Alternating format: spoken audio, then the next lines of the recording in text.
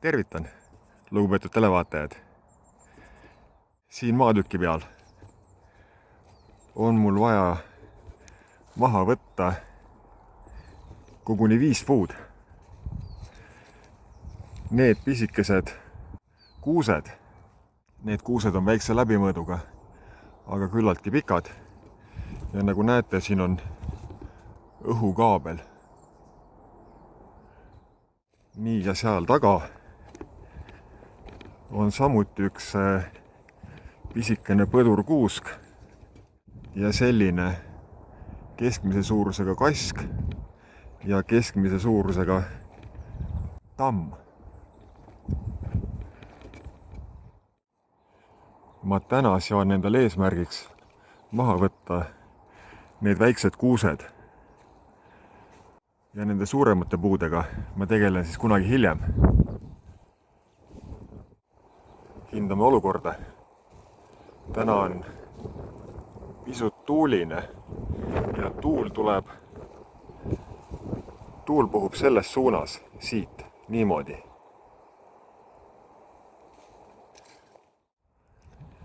Ma alustan nende puudega. Need puud tuleb langetada sinna.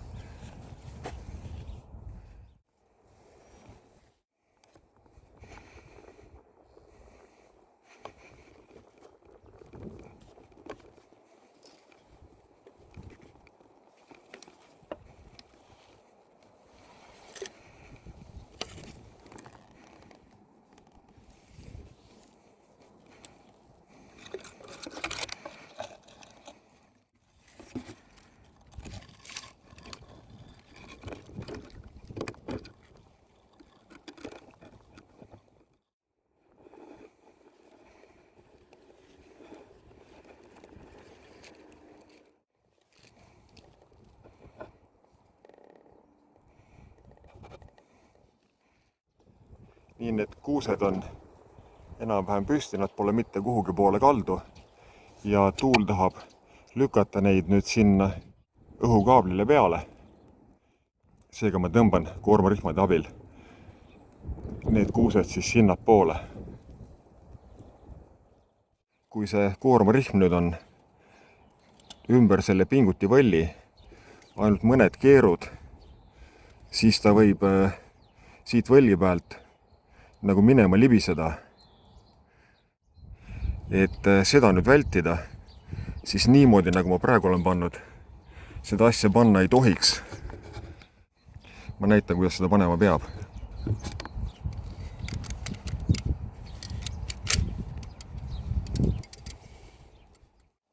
Nii, ma tõmbasin teda siit rohkem läbi ja nüüd on ta kuskil 40 centimeetrit siin.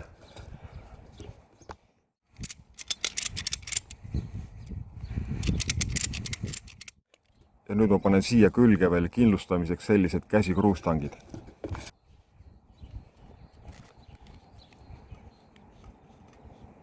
Nii, ja nüüd on garanteeritud. Tegelikult garanteeritud ei ole midagi.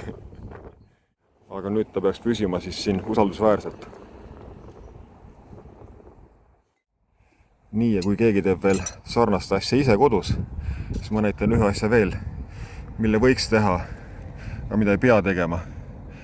Et see ühendus nüüd siit lahti ei tuleks, siis võib nad niimoodi traadiga natukene kindlustada.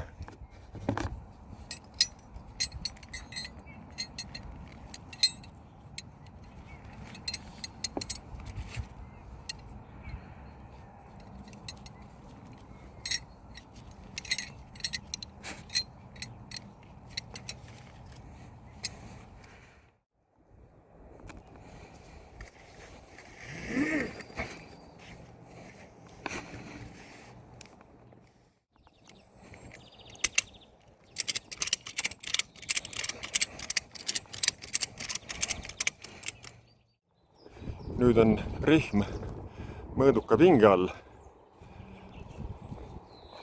Seda rihma ei tohi liiga pingule tõmmata, sest vastasel juhul võib siin läbilõikamise käigus puu isegi harvadel juhtudel piki pooleks minna. Nii ja selliste küllaltki väikeste puude lõikamiseks, eriti okste lõikamiseks, on hea kasutada kerget saagi. Mul on neid päris mitu. Ja võikski panna päris mitu neid käima ka täna. Et võikski täna teha sellise väikeste saagide eri.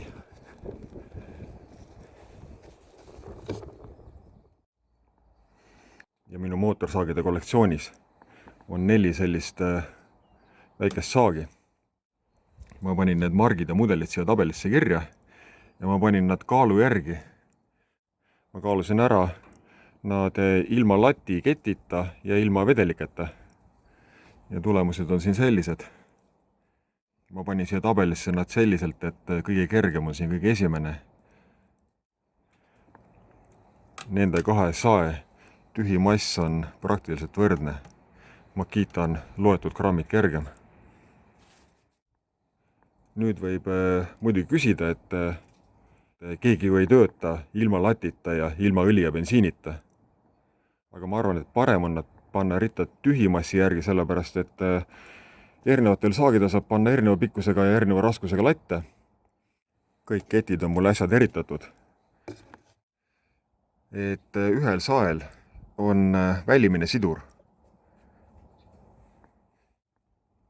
Ja ülejäänud 3 sael on niinimetatud sisemine sidur. Ehk see veoratas ja need hambad, mis ketti ringi tõmbavad, asuvad siin väljaspool. Siin välimise siduriga sael on need hambad siin selle siduritrumli taga. Sellele saele on keti peale panemine ja keti maha võtmine natukene tülikam. Aga eelis on see, et see latt läheb natuke mootori tsentrile lähemale. Mina ise eelistan sellist, just seetõttu, et keti paigaldamine ja hiljem maha võtmine on lihtsam. Nii ma siin ja praegu neid saage lähemalt tutvustama ei hakka, et aega mitte raisata. Ma võib-olla panen mingit infot subtiitritesse. Stiilile keti ja lati paigaldamine on kõige mugavam ja lihtsam. Tal see ketipingutustift on siin ja reguleerkruvi on siin. Nendel vanematel saagidel toimub ketipingstuse reguleerimine siit kruvist.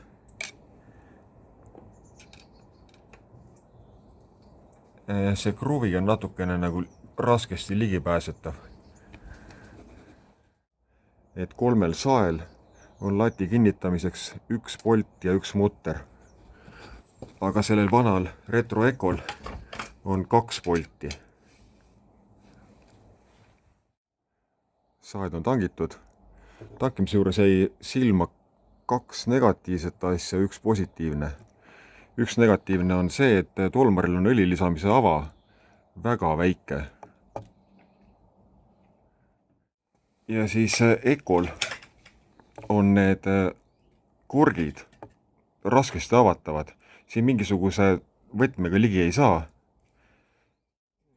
Ja nad on ka raskesti ligipääsetavad, need avad siit.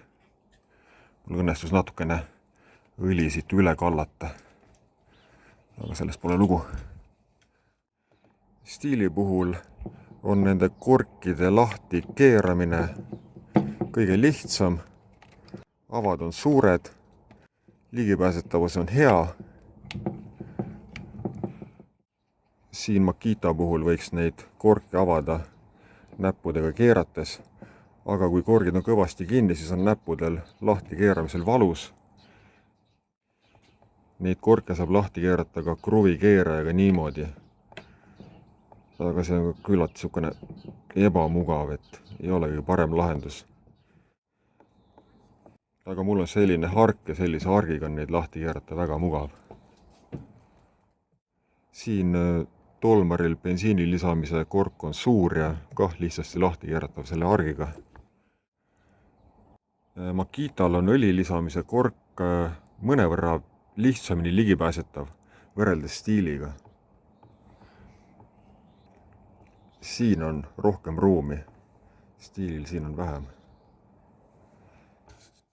Ma nüüd eetriväliselt panen need saed käima, ajan mootori soojaks ja siis lõikan, prooviks natukene puud, et võib-olla mõni saag vajab natukene karburaatori reguleerimist. Ja karburaatori reguleerimisel tulevad ka erinevused välja. Et mõnel sael on seda mugav teha, mõnel sugugi mitte. Näiteks siin stiilil on need reguleerkruvid, ma näitan kohe, nii sügaval peidus. Makital on nad samamoodi sügaval ja sa pead kuidagi selle lõhiku sealt veel üles leidma niimoodi. Kõikidel saagidel on need kruvid reguleeritavad lapiku peaga kruvikeerajaga, mis on tegelikult hea, aga on üks erand. Makita H-kruvi reguleerimine käib sellise erivõtmega. Sellel 83. aasta Ecol on näha, et need kruvid ei ole üldse sügaval. Nad on kohe siin ilusti näha. Ja kõige parem on see asi siin tolmaril. Näete, kui ilusti nähtaval need reguleerkruvid kõik on. Ma panin kõik saed korraks käima ja lõikasin puitu. Karburaatorit ma reguleerisin ainult Makital. Ainult Makital keerasin H-kruvi veerand pööret sisse poole. Ma nüüd hästi kiiresti selgitan ka, kuidas ma lõikan. See on nüüd puutüvi. See on nagu läbilõige või pealtvaade. Minu rihm tuleb siit niimoodi ja ma tahan teda langetada siia. Niimoodi. Selleks ma siis lõikan kõigepealt välja ühe kiilu selle osa lõikan läbi esmalt. Ja külgvaates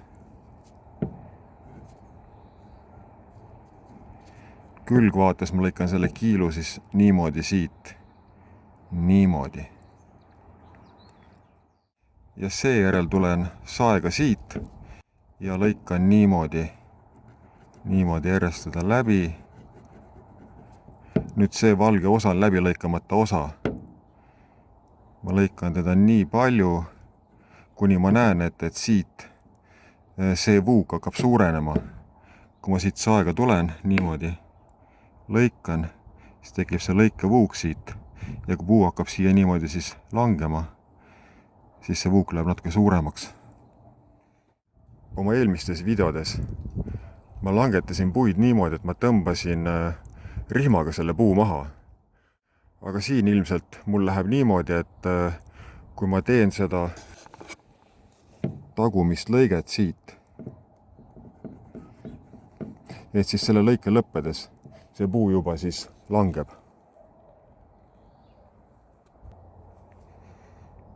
Nii ma võtan siit sellise puutüki ja ma panen selle puutüki sellisesse kohta, kuhu ma planeerin seda puud langetada. Ehk siis selle puuklotsi abil saab pärast langetamist vaadata, et kui täpselt mul õnnestub ta siis siia langetada, kuhu ma soovin. Ta võiks tulla selle koha peale.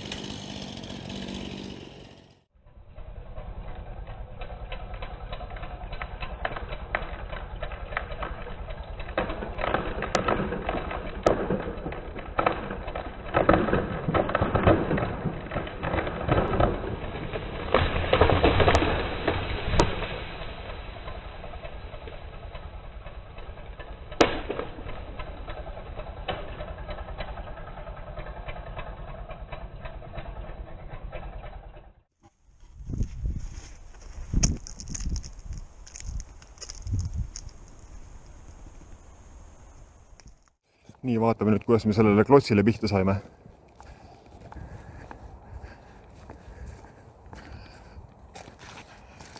Nii, tüvi on siin ja ma olen eksinud 40 sentimeetriga. Pole paha.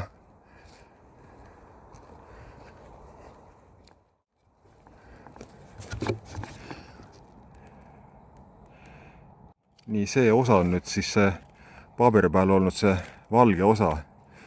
Siit ta murdus ära. Kõik läks täpselt plaanipäraselt.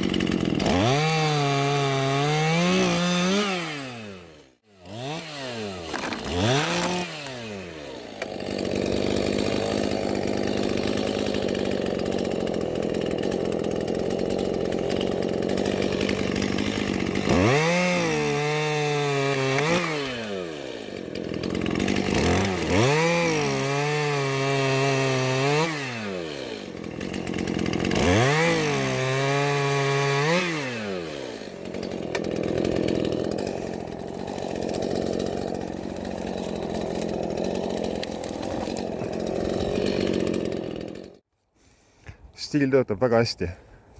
Mis mulle stiili puhul meeldib, just nende pisikeste okste maha lõikamisel.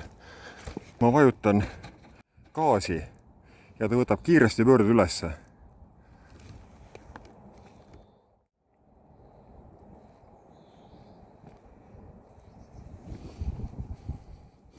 Natukene saagide käivitamisest ka.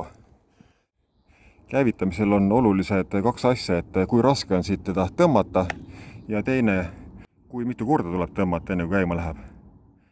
Seda stiili käima tõmmata on, ma ütleks, väikeste saagide hulgas mõnevõrra raske ja tuleb ka kuskil 5–10 korda tõmmata. Tal on see 2-miks mootor, Husqvarna saad sama tehnoloogiaga. Neid nimetatakse X-Torg mootoriteks. Ja need 2-miks mootorid ja X-Torg mootorid käivituvadki natukene rohkemate starteri tõmmete peale. Need ülejäänud saed on siin kõik klassikalised kahetaktilised mootorid, mitte need X-Torgid või 2-miksid. Ja põhjus, miks see stiil nõuab mõnevõrra palju tõmbamisi enne käivitamist, on kas selles, et tal ei ole seda karburaatorit täitepumpa, nagu sellel Makital. Siit niimoodi pumbates imetakse karburaatorist välja õhku ja suunatakse see õhk bensiinipaaki. Ja kui karburaator täitub, siis imetakse välja mitte õhku, vaid bensiini. Ja sellega siis täidetakse karburaator enne käivitamist ära. Nendel ülejäänud saagidel seda eeltäitepumpa ei ole ja nendel saagidel, kui karburaator on bensiinist tühi pärast pikemaajalist seismist, siis täidetakse karburaator ära selle tõmbamise teel karteriruumis tekkiva alarõhu mõjul. Aga selleks muidugi kuluvad mõned tõmbed. Seda siis on mõnevõrra raske käivitada, mõnevõrra rohkem tõmbeid on tarvis. Selle masina käima tõmbamis jõud on stiilist väiksem, võiks öelda selline väikeste saagide keskmine. Ja ta käivitub ka 4-5 tõmbega. Seda saagi on käima tõmmata väga raske. Võrreldes muidugi teiste väikeste saagidega. Ja ta tahab saada ka mingisugune 5-10 tõmmet enne käima minekut, nagu stiilgi. Aga selle sae mootorit ma olen forsseerinud ja forsseerimine muidugi siis raskendab mõnevõrra käivitamist. Ja sellele saele saab anda kohe 3+ punkti käivitamise eest. Ta käivitub väheste tõmmete arvuga seetõttu, et tal on eeltäitepump ja seda jõudu, mida on vaja rakendada käivitamiseks, see jõud on väga väike. Parim käivitus on sellel, järgneb see ja see.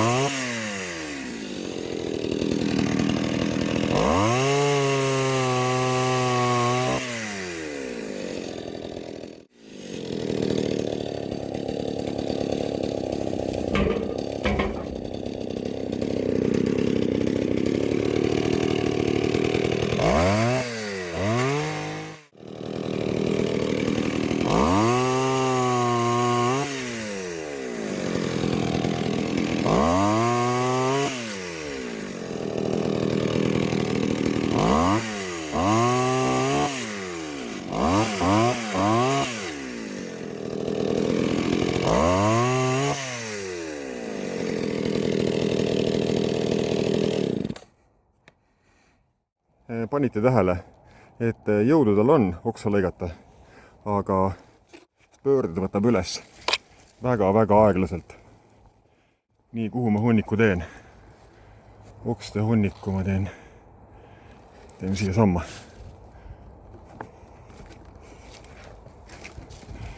Sellest asjast siin mingisugust küttepuud eriti teha ei olegi mõtet. Küttepuud ei ole mõtet teha seetõttu, et kuuse kütteväärtus on nii tagasihoidlik, et see, mis sa sellest saad põletamisel, ei ole kuidagi kooskõlas selle tööga, mis sa pead selle kätte saamiseks tegema.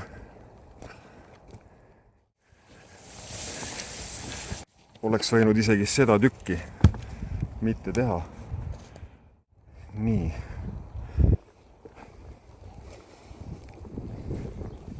Nii, nüüd ma tõmban selle vast natukene siia poole, mitte endale peale, natukene siia poole minna, et siis ära lõigata need oksad, mille peal ta praegu seisab. Ma ei tahtnud siit lõigata. Kui ma hakkan neid oksi siit lõikama, siis see palk oma raskusega vajutab selle lati ja keti kinni. Nüüd on vaja ta siia natukene siia poole saada, et siis need oksad oleks külje peal ja siis saab neid lõigata.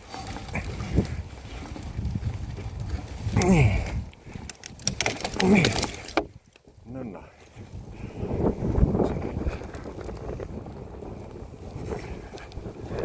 tuulepuhang tuli. Natukene heli videos ei ole seetõttu ilmselt kõige parem. Hea selle saagide võrdluse juures, mida ma siin praegu teen, on see, et nii pea, kui ma selle Eco kätte võtsin ja lõikama hakkasin, oli tunda, et ta on raskem. Kaaluvahe, kohe vaatame, kui suur ta on. Umbes 0,3 kilo või. Kui teha stiiliga tööd ja järgmisel päeval või nädala aja pärast Ecoga, siis ei pruugi sellest kaaluvahest aru saada. Stiilil 4,36, Ecol 4,62. Vahenumbrites ei ole suur, aga otseses võrdluses seda tunneb. Mootori hääl on stiilil meeldivam.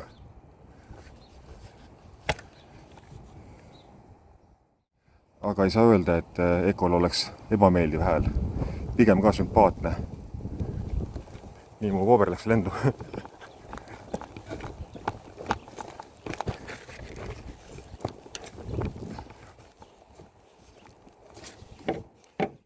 Märkimisväärne on see, et see tolmar, see mudel on kõigist saagidest kõige kergem ja selgelt kergem. Ja ta on ka kõige võimsam. Ma olen seda saagi forsseerinud, mis tähendab, et võimsuse poolest on ta nendest saagidest kõikidest selgelt üle. Üle eelmises videos on ka seda saagi näha. Muuseas, õhuvõtt on tal praegu pandud talvisesse režiimi. Praegu on kuskil 9 kraadi sooja. Et võiks tegelikult suvises olla, aga ei hakka seda praegu siin kruvima.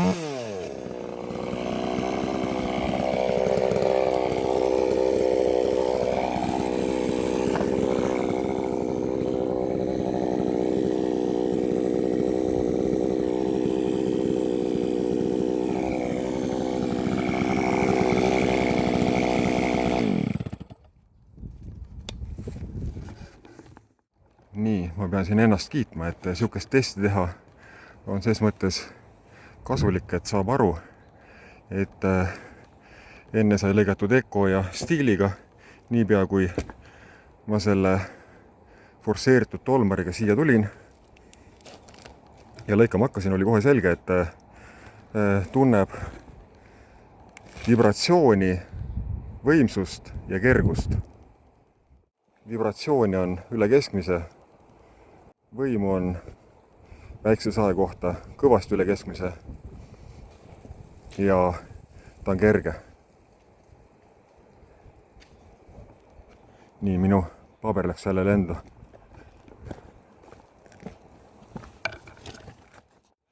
Selle tuule tõttu, mis on siin nüüd valjamaks läinud, ma nüüd kahtlen, kas ma hakkan seda täna langetama, et see tuul lükkab teda sinna poole. Sellised tuulepuhangud on siin, nüüd on jälle vaikne.